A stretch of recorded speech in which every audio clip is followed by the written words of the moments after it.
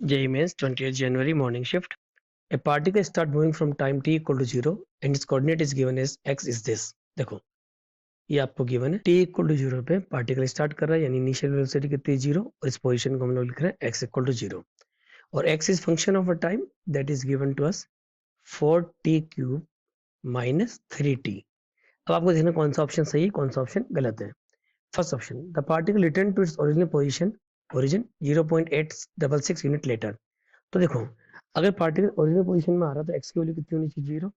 It is given by 4t cube minus 3t. हम t common ले लें तो कैन वी राइट 4 के x को आपने t कॉमन ले लिया तो बेसिकली क्या बच गया अंदर 40 स्क्वायर माइनस 3 मस्ट बी 0.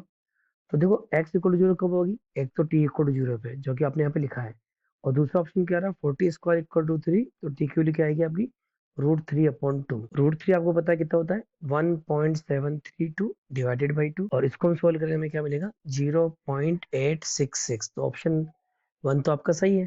तो ऑप्शन 1 आपका सही है. ये ऑप्शन कट गया. ऑप्शन ए सही है. ऑप्शन ए सही है ना. अब हम ऑप्शन बी को पढ़ते हैं. The particle is 1 unit away from the origin at its turning point. तो टर्निंग पॉइंट कहाँ हो रहा है जहाँ पे इसकी स्पीड 0 हो रही वहीं पे टर्निंग होगा. तो सबसे पहले तो हम लोग स्पीड या वेलोसिटी निकाल लेते हैं. तो velocity is given by dx by dt. आप लिखोगे 4 t क्यूब का हो गया आपका 3t स्क्वायर माइनस 3 यानी आपको हो गया 12t स्क्वायर माइनस 3. तो वेलोसिटी 0 करनी तो आप क्या लिखोगे 12t स्क्वायर इक्वल टू 3 और t square is given by 3/12. यहाँ से टाइम के लिए निकालोगे कितना आ जाएगा t तो आ जाएगा 1/4 स्क्वायर रूट लोगे तो क्या आएगा 1/2 सेकंड. तो आपको पता चलेगा 1/2 सेकंड पे पलटी मार रहा है.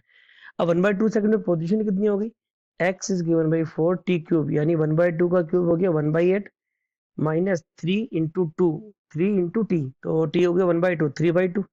तो बेसिकली कितना आ गया 1/2 माइनस 3/2 कितना आ गया -1 यानी वही 1 यूनिट से पलटी मार रहा है. तो ऑप्शन बी भी सही हो गया यानी ए भी सही है बी भी सही है. ये ऑप्शन सही हो गया. इसमें बी नहीं आ रहा ये काट दो.